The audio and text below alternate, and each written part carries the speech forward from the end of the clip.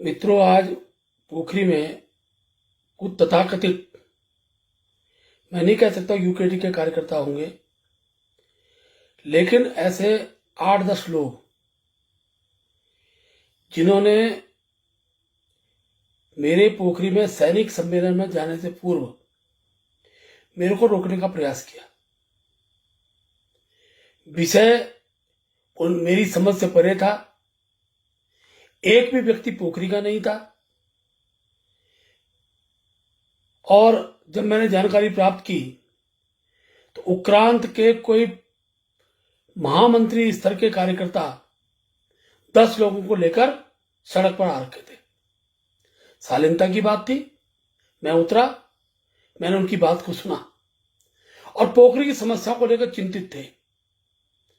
मित्रों, ये बद्रीनाथ से चुनाव लड़ेंगे ऐसा मुझे लगता है, लेकिन इनको जानकारी होनी चाहिए कि बद्रीनाथ विधानसभा हो या इससे पहले कि नंदप्रयाग विधानसभा हो, पोखरी के विकास में मैंने कभी भी कोताही नहीं बरती है। आज चाहे जोशीमठ का क्षेत्र हो, चाहे नंदप्रयाग घाट का क्षेत्र हो, चाहे पोखरी का क्षेत्र हो, दूर दराज के क्षेत्रों सड़क पहुंचाने का काम मेरे द्वारा किया गया है। अब बौखलाहट होनी स्वाभाविक है, क्योंकि पिछले कुछ समय से भारतीय जनता पार्टी का विधायक नहीं है। उक्रांत का तो कभी बन नहीं सकता है। तो इस बौखलाहट में ये सड़क में पुल बनता हुआ दिख रहा है, पर इस पुल को बनने विलंब क्यों हो रहा है, इसका उत्तर दीजिए। कर्णप्रयाग के अंदर जो घटना घटित हुई, इस तरह आप उत्तर दीजिए। अरे भाई, जो घटना घटित होती है सरकार उस पर कार्रवाई करती है। बना हुआ पुल पर लेंटर पड़ा हुआ है, लेंटर को खुलने में समय लगेगा, उसका अगला दूसरा लेंटर पड़ेगा।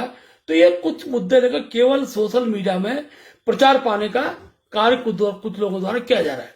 ये लोगों का जनाधार नहीं है, जनता इनको पूछती नहीं है, लेकिन सोशल मीडिया में वीडियो बनाकर कैसे करके अपनी बात को, और एक ऐसे तरीके से जो तरीका कम राजनीतिक दृष्टि से उचित नहीं है।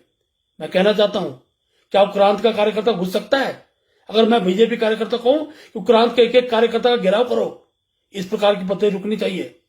मैं पहली बार उक्रांत के नेताओं से कहना चाहूंगा, ये घटनाएं पहले भी 1-2 बार उक्रांत के द्वारा की गई हैं।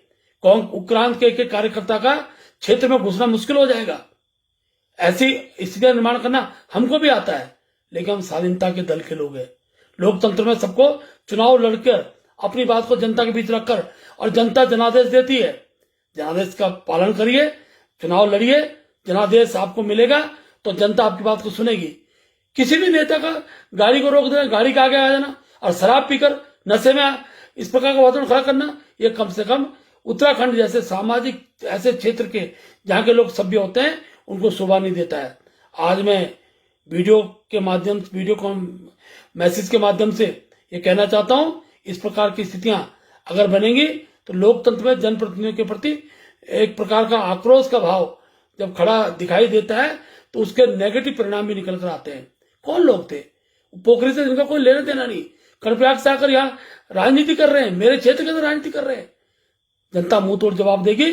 ये मैं कह सकता हूं, आज भी मेरा सबसे निवेदन है कि जो मैंने विकास कार्य किए हैं वो जनता उस विकास कार्य को जानती है। 30,000 से ज्यादा वोट मुझे पड़ा है, भले मैं 1,000 वोट से आ रहा हूं, लेकिन ये हार जीत का प्रश्न नहीं है। जनता के सहयोग के साथ अपनी शालीनता से बात करिए।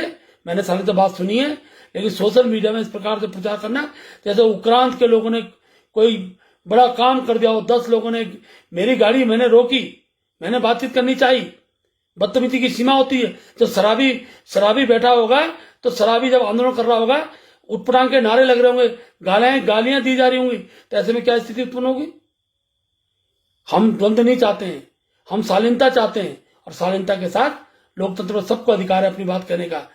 सबको अधिकार है, आप धरना दीजिए, प्रदर्शन करिए, कौन मना करता है। लेकिन लड़ने के मूड में इस प्रकार वातावरण खड़ा करोगे तो भारतीय जनता पार्टी कार्यकर्ता भी चूड़ी पहनकर नहीं बैठा हुआ है। कांग्रेस के लोग भी भ्रमण करते हैं, हम भी भ्रमण करते हैं, लेकिन इस प्रकार का वातावरण नहीं होता। झंडा दिखाया जाता है, काले झंडे हम भी दिखाते हैं, लेकिन गाड़ी रोकना इस कहीं पर भी उचित नहीं है। इस प्रकार की घटनाओं पर मैं मांग करूंगा प्रशासन से भी, इस प्रकार की घटनाओं का लोकतंत्र में कोई स्थान नहीं है। किसी भी आप खड़े होकर प्रदर्शन करिए, काले झंडे दिखाइए, ये आपका अधिकार है। मैं लोकतंत्र में अधिकार का सम्मान करता हूं, पर इस प्रकार की बातों कम से कम स्वीकार्य नहीं होंगी। इतनी बात कहते हुए मैं आज बहुत अच्छा सैनिक सम्मेलन पोखरी के अंदर हुआ है। लगभग 500 से ज्यादा सैनिक पूरे पोखरी के आए हुए थे। बहुत भव्यतम कार्यक्रम करना जय कोठाल जी कार्यक्रम में आए, भव्यतम कार्यक्रम की आप सबको बधाई देते हुए अपनी बात समाप्त करता हूं। जय भारत, जय उत्तराखंड, प्रणाम।